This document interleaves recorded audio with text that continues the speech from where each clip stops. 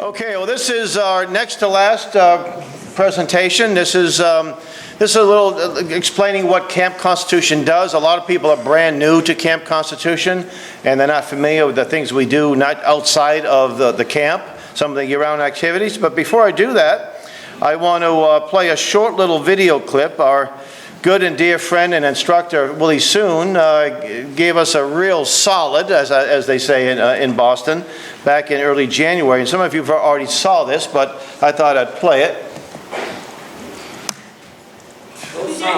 Live. As I get older and older, including my own kids, three kids have been going to the Camp Constitution at New Hampshire, and we also wanted to invite Tucker Carlson to come because Vivek Ramaswamy came last summer, and because we are a very, very small group. We are a tiny little group called Camp Constitution. So campconstitution.net. We offer basically family, kind of a Christian kind of a background, but we don't talk about Christ all the time, but we talk about Bibles, we talk about Constitution, we talk about science. So I'm the science instructor. I've been doing that for almost 6-7 years now. So I've been doing every year, I will give 1 or 2 classes, depends on how many, whatever they want me to do, I'll do. And my own kids came to those things, and then, we play music, we have campfire. It's a family event. Used to be that it's focused on kids, but this day, I'm sorry, too many adults started to come. So we have even people like my good friend, Lord Christopher Monckton from England, he spoke twice. So, small little group, but if anybody who thinks that, you have the time and even come and learn what we do here and emulate in your own city and towns and all that. People from Wisconsin, please come. People from California, please come. We have it in New Hampshire every year. Every summer we have this camp, and it's a very good thing. So campconstitution.net, okay? And I talked to your friend Vince Allison from Maryland. I also called him before I came. He's one of the good guys, right? Yeah.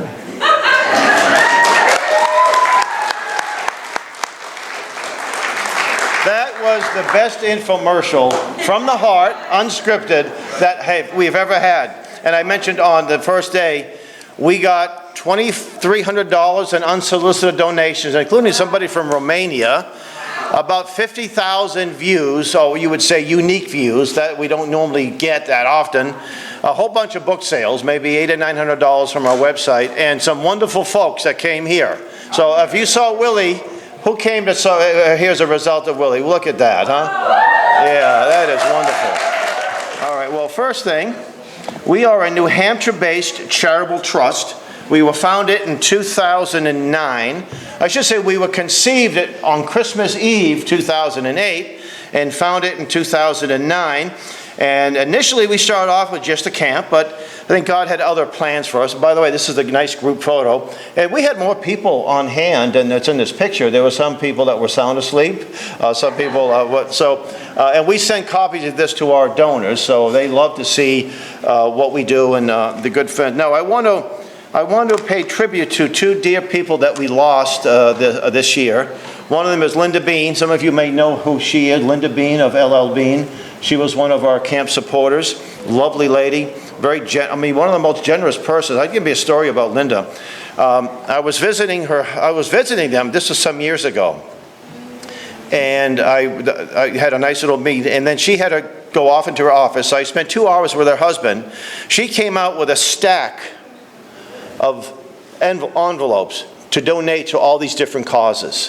She spent 2 hours writing checks to various causes that she supported. One of the things was she donated 2 helicopters for these hospitals, so they can airlift people out. And she passed away this spring. And some of us might remember John McManus. He was a colleague of mine and a mentor. I learned so much from him. He passed away this year as well. I think his last camp, did he come up here? And he didn't come here in 2020. He did came here. 21. 2020 was the COVID, and they thought it not wise that he come. So we're going to miss him. His legacy lives on because he spoke, he wrote, his books. He had incredible writing and his articles.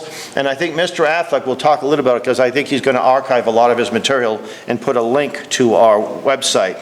And Mr. Affleck's going to come up and go a little more detail. But the Sam Blumenfeld Archive. Sam was a dear friend of ours, many of ours in this room, and he was an instructor at our camp. He loved it. He loved the camp. He just enjoyed it so much.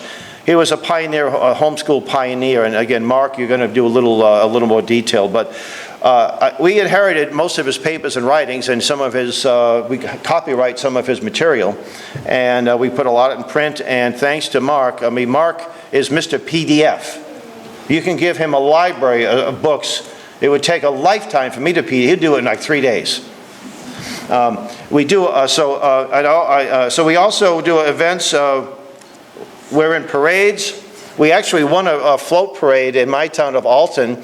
We had a beautiful, who was in the parade with us? The Heats were involved. They were dressed up, including my wife. And we had two cannons. We had cutouts, passing out constitutions. And we won $150. It was great, you know, and it was a lot of fun. That was the same year we won a lawsuit. I said, man, this is good. We also sponsored 2 miles of highway in my town of Alton. And you can do something like this too, by the way. You know, I think you do 2 cleanups a year if you want to consider. I mean, it doesn't have to be Camp Constitution, it can be an organization. But a little bit more on Sam. You know, Hooked on Phonics. We hear their advertisement. It's good stuff. Ours is free, and it's probably better than Hooked on Phonics. But we have an international impact. People all over the world will download our material from our website, not just our YouTube channel, but from Alphaphonic, from the Blumenfeld archives. And the royal family of the Kingdom of Bahrain actually uses Alphaphonic. I says, where in the world is that? I had to go, oh, it's a little north of China. Also, about 3 years ago, a gentleman from Zimbabwe reached out to me. First name is God knows, Musafrala, I think it's pronounced. And he said, could you donate some hard copy workbooks to him? And I said, yeah, why not? It's like $150 to mail them, and you never know if they'll get there, because it's not exactly the best government in the world. And I said, all I would like maybe is just pictures of you and your students using them. And so he sent us a bunch of pictures and videos. And you notice the classroom there? Kind of bare bones, right? But look at the teacher. Look at how the teacher's dressed. Look at the students. They're all dressed so nicely. So I interviewed him. We have not met in hand, but I feel like we're friends. And he got a hold of me about a year ago, and he said, I just bought some more land, and I'm going to build another school, and I'm going to name it the Sam Blumenfeld College in honor of Sam Blumenfeld. So maybe we can charter a jet and go to Zimbabwe for the opening, right? We also have a publishing arm.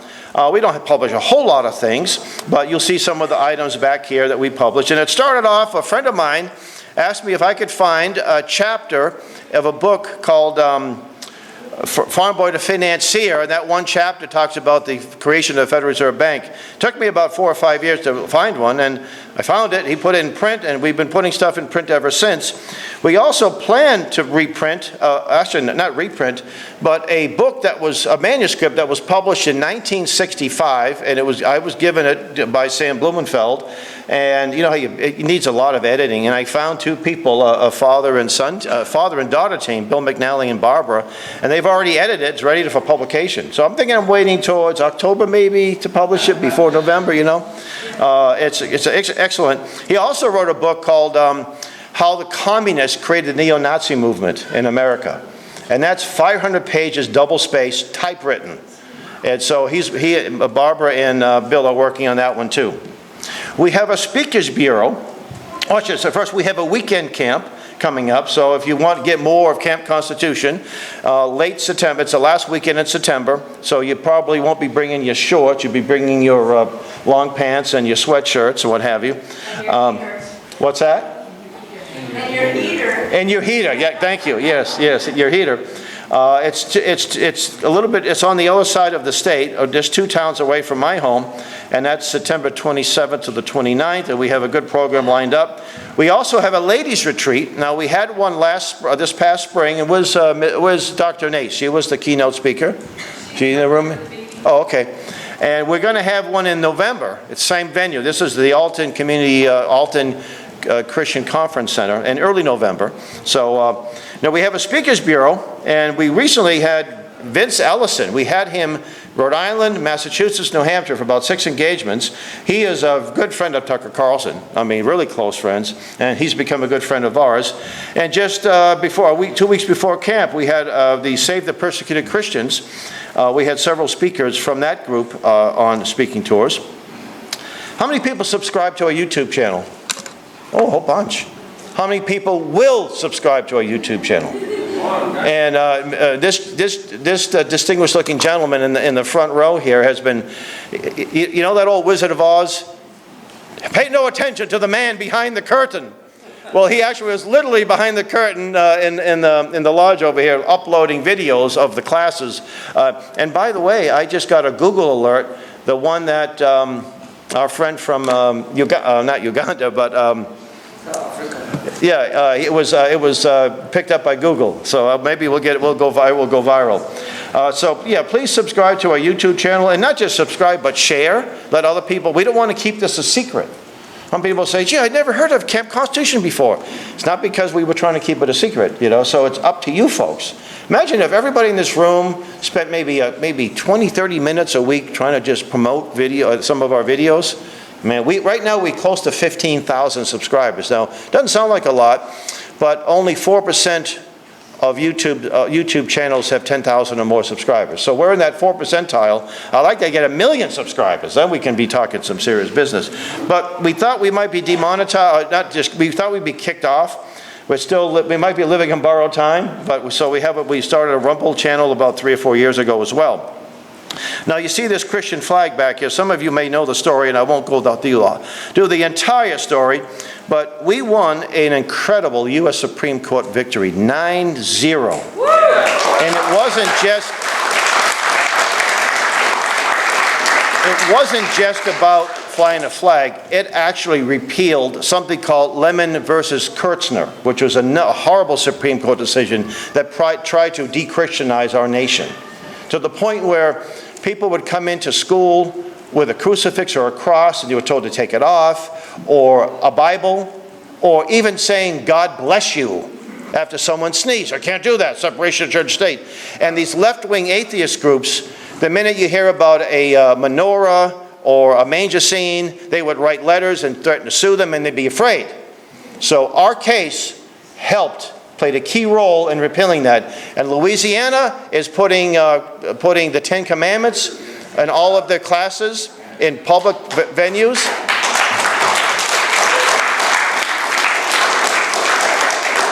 Our case was cited. And Oklahoma is going to have the Bible too. Yes, yeah. And I understand from our Richard, is he from Cape Town? Is he here? Oh, okay. Well, he told me, he heard about the story and shared it with some people in South Africa. And he said that so many Christians in South Africa were encouraged by this story, you know, and that's what we're about. You know, with the word encourage is to give courage, as opposed to discourage. And that's what we need. We need to be encouraged. So it started, I won't give the whole story, and I'm going to be writing a book about it, but it started off in 2017 with a demand letter, and this was the front page of the Boston Herald. I guess Kim got, he got front billing, but we got second. No fly zone. And City Hall Plaza had no trouble flying the flag of Communist China. They're not doing that anymore, though. And here's the city flag on the left has a Bible verse on it. It's in Latin. It says, "May God favor us as he favored our forefathers." The flag in the middle, that's the Bunker Hill flag that the city flies to celebrate Bunker Hill Day. Looks a whole lot like the Christian flag, doesn't it, right? Except for the pine tree. I won't go into the history of that right now, I don't have time. And so here was we got people around the country now that are excited, have been motivated to fly the Christian flag, and hundreds, if not thousands, right now about hundreds of cities and towns have changed their policy to only allow U.S. flags, state flags, and POW flags, meaning there's a lot of funny flags that aren't flying anymore because of our case. And it was remarkable that the ACLU actually gave us an amicus brief. And the Department of Injustice. Talk about a miracle, Rev. And I won't, this was kind of funny. This was during the oral argument. Now, you can't bring cameras in there, so they have an artist. You see, they're still wearing masks. And that's Matt Staver on the left, our attorney. And I don't know if you can notice the second cartoon, there's an empty seat. Gorsuch wasn't wearing a mask, so Sotomayor would not sit in. She would sit in another room. I thought that was pretty funny.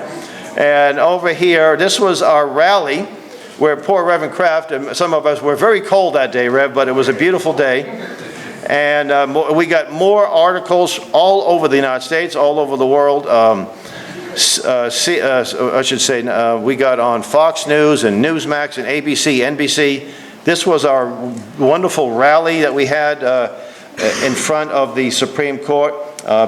We had people, we had elected officials, we had a congresswoman show up.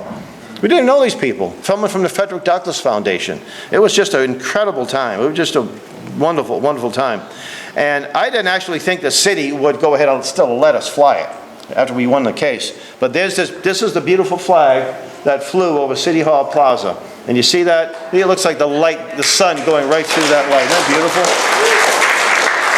We had an incredible ceremony, and Professor Soon, Benjamin and Franklin.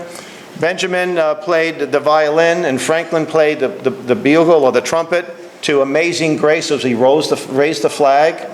And as we lowered the flag, we Battle Hymn of the Republic, sung by Jonathan, and we had a Christian recording artist, Ben Lane, and we sang God Bless America. It was just a wonderful, wonderful time. And a few months later, we got word that the city had to pay our legal team $2.1 million. Now, some people thought the money was coming to me, and I got a friend of mine say, "Hey, Hal, can you loan me some money? I need a new truck." I said, "I'll spot you 50. That's about all I can do." But they earned every penny of it. And that was Hub Order. Now, that was just what they paid our attorney, what they paid their attorney. So it's probably over $3 million. And I'm so glad that Mayor Marty Walsh said no, because this would have never have happened. But it was all in God's hands. God chose us. Our tiny camp chose us to be the vehicle for that. And this was the article that came out May 3rd. Supreme spanking. Yeah, it was beautiful. I meant to put this slide earlier. We're co-sponsoring a Patriot camp. Where's Jessica? This woman is a Herculean. Where is she? She just works so hard. This is a Patriot camp. What's that? In Victoria, yeah. So this is going to be August 5th to the 7th in central coastal Maine. And you usually get about 25 or so youngsters. Yeah. So this is incredible. These are kinds of things that some of you can do in your neighborhoods. Give that some thought. So, Mr. Affleck, are you ready to give your presentation? When you come to Camp Constitution's website, the thing I wanted to show the campers tonight is there's a menu called Camp Items. When you go in here, there's an archive and there's a picture archive, okay? Camp pictures.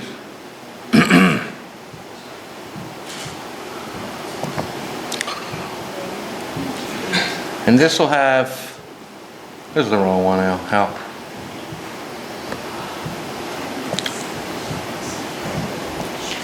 It's the wrong one. Hold on.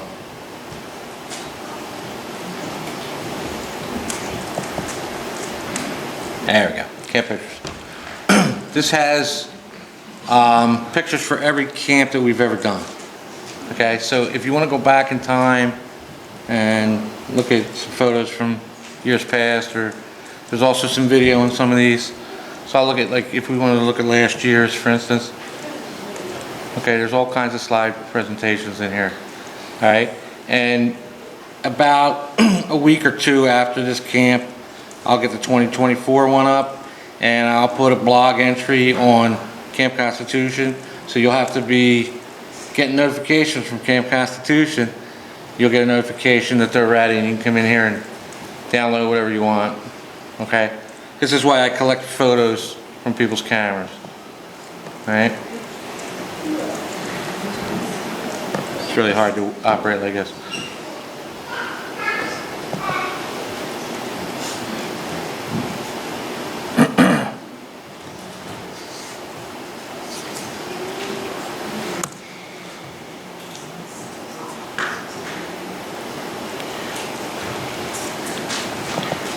Okay, I'll go over here. The other one is, can't tell if I'm in the right one. Can't play, okay, the archive itself, okay? And you go in here, there's all kinds of goodies, but the one that you're probably most interested in will be the journal archive. And when you go in the journal archive, you'll have all the newspapers. Okay? All the newspapers, they go back to the first year. Some of them are missing, but the ones I've authored are all in here. So, you'll be able to read about, you know, your friends and whatnot you haven't seen in a while. Okay? That's all I'm gonna do for now, Hal, because